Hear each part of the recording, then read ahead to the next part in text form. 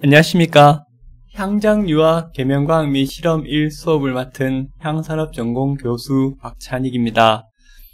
이번 수업에서는 향장유화, 즉 유화와 계면과학, 계면에 대해서 살펴보는 그런 시간이 되겠습니다. 먼저 오른쪽 화면 위에 보면 우리 학과 로고가 나와 있습니다. 이 학과 로고는 아토테라피란 의미로 아로마는 오리지널 테라피, 원래 치유의 근원이다라는 그런 뜻이 되겠습니다. 우리 학과에서 아로마를 전문적으로 연구하고 그 효능을 제품화하는 과정을 전체적으로 수업하고 강의하고 연구하고 있습니다. 그 중에서 오늘 수업은 계면화학과 유화 쪽에서는 검증된 향 원료를 이용해서 이 효능을 극대화할 수 있는 제품을 만드는 과정에 필요한 이론들이 되겠습니다. 우리가 만든 제품들은 피부에 발린다든지 아니면 여러 사물에 발리게 됩니다. 뿌려지든지. 그죠? 그러면 향수라든지 기타 향 로션, 향수 크림 같은 것들은 우리 피부에 바르는 것이기 때문에 우리 피부에 대해 먼저 이해할 필요가 있습니다. 피부의 생리화학적인 것에 대해서는 피부과학이라든지 다른 과목에서 공부를 하게 될 거고요. 오늘은 우리가 피부의 물리화학적 특성에 대해서 간단하게 살펴보겠습니다. 먼저 피부는 굉장히 많은 작용들을 하지만 가장 중요한 것은 우리 몸속의 장기들을 외부의 오염원이나 자극원으로부터 보호해주는 역할을 합니다. 그래서 피부는 각질층이 존재를 하게 되는데 이 각질층이 외부에서 오는 여러 가지 나쁜 물질들을 막아주게 됩니다. 여러 가지 기능들 중에서 특히 우리 피부에서 보습 기능이 중요한데요. 이 보습 기능이 유지되어야만 우리 피부가 굉장히 원래의 기능을 잘 유지할 수 있게 되기 때문입니다. 보습 기능은 피부에 얼마만큼의 수분이 존재하는가 하는 것과 이 피부를 통해서 얼마만큼의 수분이 증발하는가, 이 두 가지 측면에서 보습을 평가하게 됩니다. 먼저 각질층의 피부 수분량이 얼마나 존재하는지는 피부의 전기 전도도를 가지고서 측정을 합니다. 우리 피부 각질층에는 10에서 20% 정도의 수분이 존재하게 되는데요. 수분량이 많아지게 되면 우리 피부의 전기 전도도가 높아지게 되고 피부에 존재하는 수분량이 작아지게 되면 낮아지면 피부 전기 전도도가 낮아지게 됩니다. 그 원리를 이용해서 피부 수분을 측정을 하게 됩니다.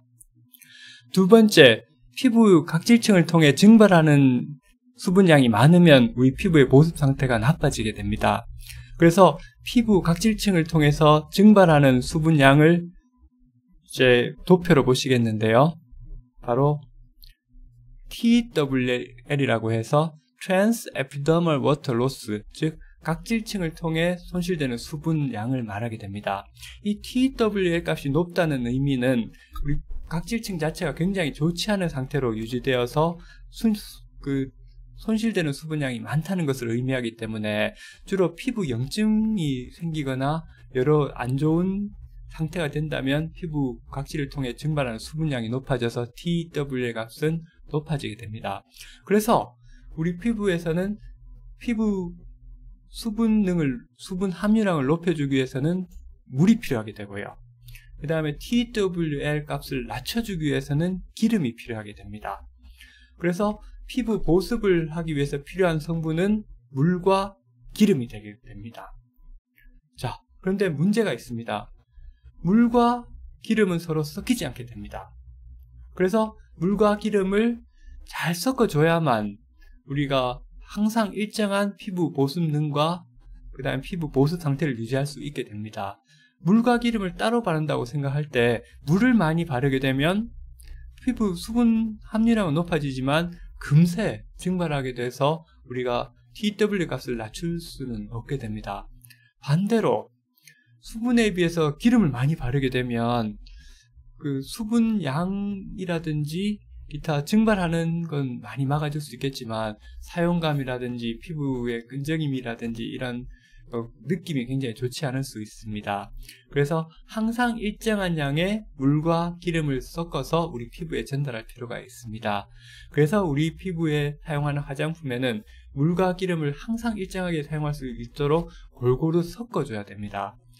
서로 섞이지 않는 물과 기름을 잘 섞어서 그 상태로 유지시켜주는 물질을 우리는 계면활성제라고 부릅니다. 자, 계면활성제라고 많이 들어보셨죠? 가장 대표적으로 우리가 만날 수 있는 계면활성제는 비누가 됩니다. 그렇죠? 비누, 그 다음에 세제, 이런 것들이 대표적인 계면활성제가 되는데요. 이런 계면활성제의 그 말 자체에 이미 계면이란 말이 나와 있습니다. 그래서 우리는 계면이라든지 표면이라든지 또 표면과 계면에서 일어나는 여러 가지 현상들에 대해서 공부를 해야만 계면활성제를 이해할 수 있게 됩니다.